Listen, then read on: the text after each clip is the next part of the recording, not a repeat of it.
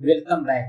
हमारे YouTube channel teacher रहमत पर विभिन्न बोर्ड और प्रतियोगी परीक्षाओं की तैयारी कराने के साथ साथ शिक्षक और शिक्षा से संबंधित हर प्रमुख खबरें पहुंचाई जाती है। अगर आप एक शिक्षक या शिक्षक अभ्यर्थी हैं तो आप हमारे YouTube चैनल को जरूर सब्सक्राइब करें। हम आपको हर गतिविधियों से अवगत कराएंगे। पिछले वीडियो में हमने नियोजित शिक्षकों को मिलने वाले सामूहिक अवकाश पर चर्चा की थी। सामूहिक अवकाश उस अवकाश को कहते हैं जिस अवधि में सारे शिक्षकों को अवकाश दिया जाता है और विद्यालय में पठन पाठन बंद होते हैं, जैसे ग्रीष्म अवकाश, पर्व त्योहार के अवकाश। साथ ही मैंने आपसे ये वादा किया था कि मैं एक और वीडियो लेकर आऊंगा और व्यक्तिगत अवकाश पर चर्चा करूंगा। तो अमेजिंग से इस वीडियो में आपका स्वागत है। आज के इस वीडियो में सबसे पहले हम आपको समझाएंगे कि नियोजित शिक्षकों को, सारे नवनियुक्त शिक्षकों को कितने प्रकार के व्यक्तिगत अवकाश दिए जाते हैं और सारे व्यक्तिगत अवकाश को हम एक्सप्लेन भी करेंगे। एज फॉर एग्जाम्पल, आकस्मिक अवकाश, कॉजुअल लीव CL किसे कहते हैं, स्पेशल अवकाश क्या होता है, मेडिकल लीव क्या है, अध्ययन अवकाश किसे कहते हैं, अवैतनिक अवकाश और सवैतनिक अवकाश क्या है, क्षतिपूर्ति अवकाश क्या होता है, मातृत्व अवकाश क्या है, असाधारण अवकाश कैसे प्राप्त करते हैं। इन सब बातों पर हम चर्चा करेंगे। अगर आप एक नवनियुक्त शिक्षक हैं तो सारे अवकाश के बारे में विस्तार से जानकारी रखना आपका परम कर्तव्य होना चाहिए, क्योंकि आपके सेवा अवधि में इसकी कभी भी आवश्यकता पड़ सकती है। साथ ही साथ हम यह भी जानेंगे कि इस अवकाश की अनुमति कब और कहां से मिलती है, इस अवकाश के टर्म और कंडीशन क्या है, यह अवकाश कब और कैसे दिया जाता है। सब कुछ जानने के लिए आप वीडियो में लास्ट तक बने रहे, स्किप किए बिना अंत तक देखें, वीडियो को लाइक कर दें और कमेंट बॉक्स में अच्छा सा कमेंट लिखें। तो आइए वीडियो स्टार्ट करते हैं। दोस्तों, मैं आपको सबसे पहले ये बतला देना चाहूंगा कि हमारे चैनल पर ऑथोराइज जानकारी ही दी जाती है, क्योंकि हमारे चैनल पर एजुकेशनल इंफॉर्मेशन के साथ एग्जाम प्रिपरेशन पर विशेष तवज्जो दी जाती है। हम केवल प्रमुख अपडेट ही आप तक पहुंचाते हैं। आपकी जो भर्ती है वो नियमावली 2012 से प्रभावी है। इस वीडियो बनाने से पहले मैंने नियमावली 2012 का डीपली अध्ययन किया है, फिर ये वीडियो बनाया है। इसके अतिरिक्त बहुत सारे विभागीय लेटर पर हमने नजर डालते हुए संक्षिप्त और ऑथोराइज जानकारी आप तक पहुंचाने का प्रयास किया है। आज की इस वीडियो में सबसे पहले हम जानेंगे कि आकस्मिक अवकाश क्या होता है। आकस्मिक अवकाश को इंग्लिश में कॉजुअल लीव कहते हैं, यानी CL। नियमावली 2012 के अकॉर्डिंग नियोजित शिक्षकों को 16 CL देना है और कोई भी नियोजित शिक्षक एक बार में 10 CL अधिकतम ले सकते हैं, उससे ज्यादा नहीं। आकस्मिक अवकाश या कोई भी अवकाश हो, इसकी गणना कैलेंडर वर्ष में होती है। कैलेंडर वर्ष क्या होता है इसके बारे में हमने पिछले वीडियो में भी बतलाया था। एक बार फिर दोहराना चाहूंगा कि कैलेंडर वर्ष एक टाइम इंटरवल है start of year and end of year के बीच। एजुकेशनल सेशन भले ही अप्रैल टू मार्च चलता है, लेकिन अवकाश तालिका जनवरी टू दिसंबर चलता है। यानी आपको जो 16 CL मिलेगा वो 1 जनवरी से 31 दिसंबर के बीच मिलेगा।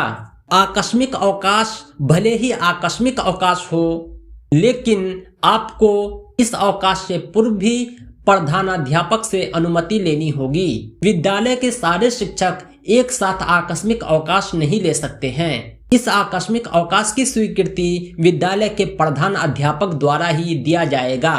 अब हम बात करते हैं कि विशेष अवकाश क्या है। विशेष अवकाश को स्पेशल लीव SL कहते हैं। यह केवल महिला शिक्षिकाओं को ही दिया जाता है, क्योंकि यह महिला विशेष अवकाश ही है। विशेष अवकाश महीना में 2 दिन दिया जाता है और प्रत्येक महीना दिया जाता है। विशेष अवकाश की गिनती क्रमिक 2 दिन में होगी, यानी कोई भी महिला अपनी सुविधा अनुसार, अपनी आवश्यकता अनुसार महीने के लगातार 2 दिन छुट्टी पे रह सकती है। इस विशेष अवकाश की स्वीकृति भी विद्यालय के प्रधान अध्यापक द्वारा की जाएगी। अब हम बात करेंगे कि चिकित्सा अवकाश क्या होता है। चिकित्सा अवकाश को अंग्रेजी में मेडिकल लीव कहते हैं। नवनियुक्त शिक्षक यह जान ले कि विद्यालय के नियोजित शिक्षकों को चिकित्सा अवकाश एक बार में 20 दिन के लिए ही दिया जाता है।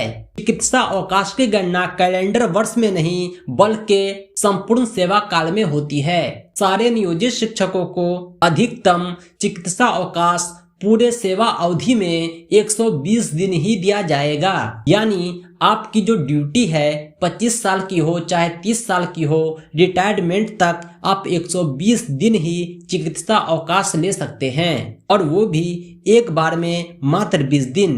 लेकिन अगर कोई शिक्षक यह चाहे तो एक साल में 90 दिन चिकित्सा अवकाश पे रह सकते हैं, लेकिन एक बार में 90 दिनों की छुट्टी नहीं मिलेगी बल्कि 20-20 करके उसे एक्सटेंड करना होगा। चिकित्सा अवकाश के साथ आप CL भी ले सकते हैं, मतलब साल में 90 दिन आपने चिकित्सा अवकाश लिया और 10 दिन CL लेकर 100 दिन छुट्टी पर रह सकते हैं। लेकिन चिकित्सा अवकाश आपको वैध चिकित्सा प्रमाण पत्र के आधार पर ही मिलेगा और यह भी जान ले कि इसकी स्वीकृति विद्यालय के प्रधानाध्यापक द्वारा नहीं की जाएगी बल्कि आपके नियोजन इकाई के सचिव द्वारा अध्यक्ष की सहमति से की जाएगी। आप नियमावली 2012 में देख सकते हैं कि आपके नियोजन इकाई के सचिव कौन हैं, आपके नियोजन इकाई के अध्यक्ष कौन हैं। उम्मीद करता हूं कि आपको अच्छे से समझ में आ गया होगा। अगर कोई कंफ्यूजन है तो आप कमेंट बॉक्स में पूछ सकते हैं। अब हम बात करते हैं क्षतिपूर्ति अवकाश के बारे में। नवनियुक्त शिक्षकों को क्षतिपूर्ति अवकाश की जानकारी भी जरूरी है क्योंकि इसकी आवश्यकता पड़ती है। पिछले वीडियो में मैंने आपको अवकाश तालिका दिखाया था। सारे शिक्षकों को सामूहिक रूप से 60 दिनों का अवकाश दिया जाता है।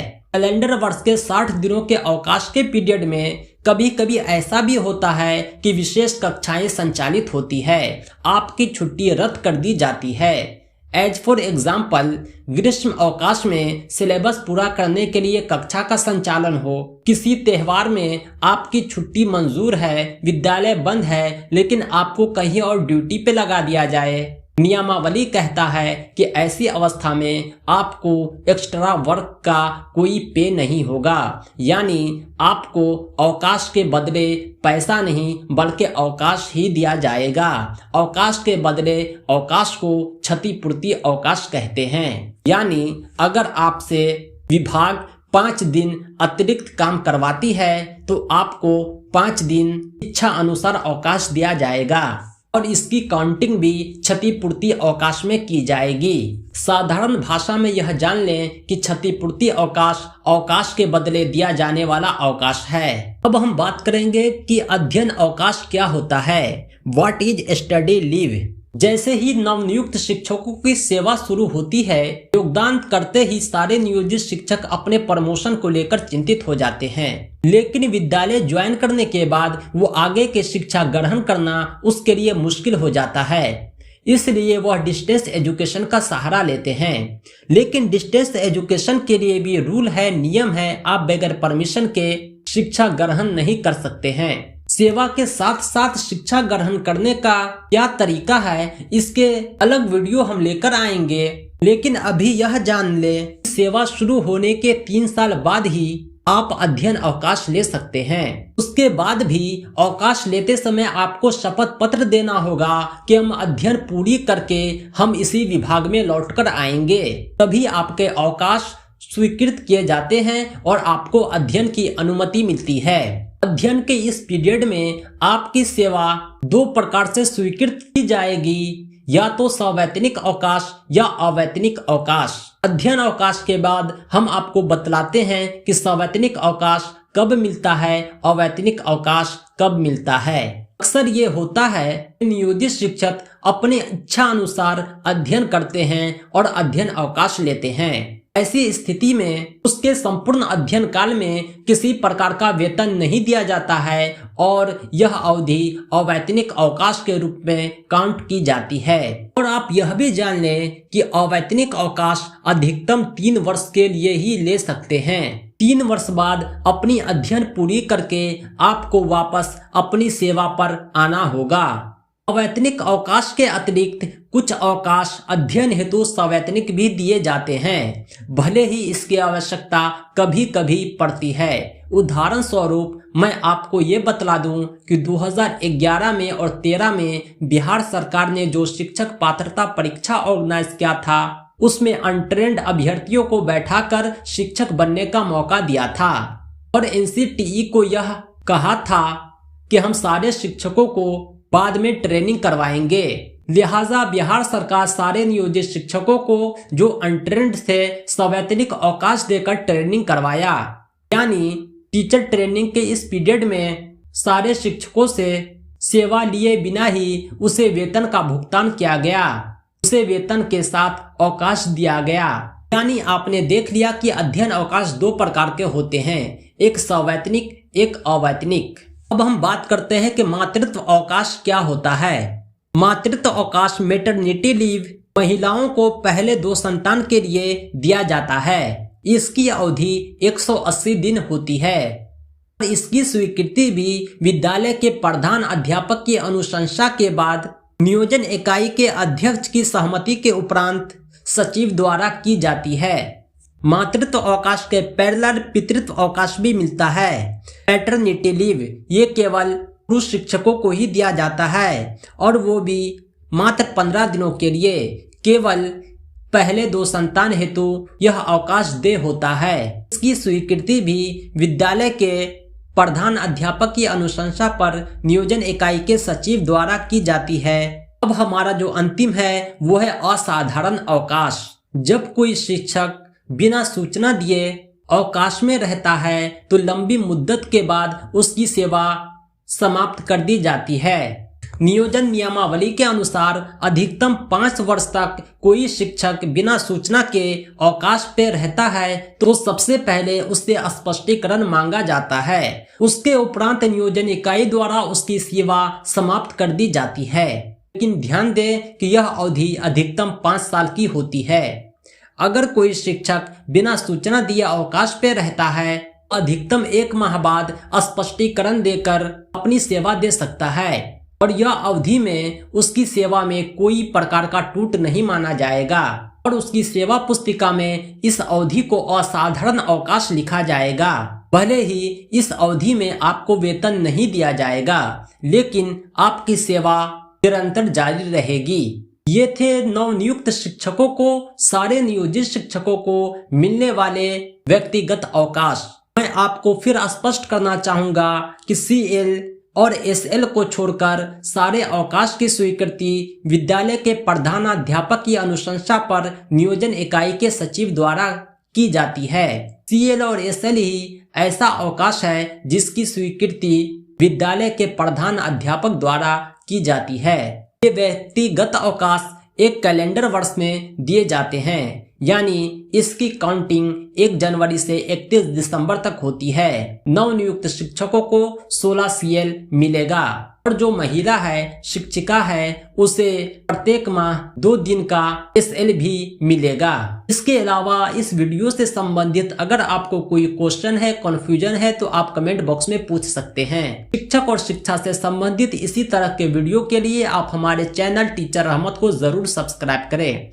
इस वीडियो को ज्यादा से ज्यादा शेयर करें ताकि ऑथराइज्ड खबर पहुंच पाए हर शिक्षक के घर। साथ ही साथ अगर आप बोर्ड और प्रतियोगी परीक्षा जैसे CTET, SSC, रेलवे की तैयारी करते हैं तो हमारे चैनल टीचर रहमत को जरूर सब्सक्राइब करें। इसके अलावा आप हमारे टेलीग्राम चैनल टीचर रहमत को भी ज्वाइन करें। साथ ही साथ हमारी वेबसाइट www.teacherrahmat.com को जरूर विजिट करें।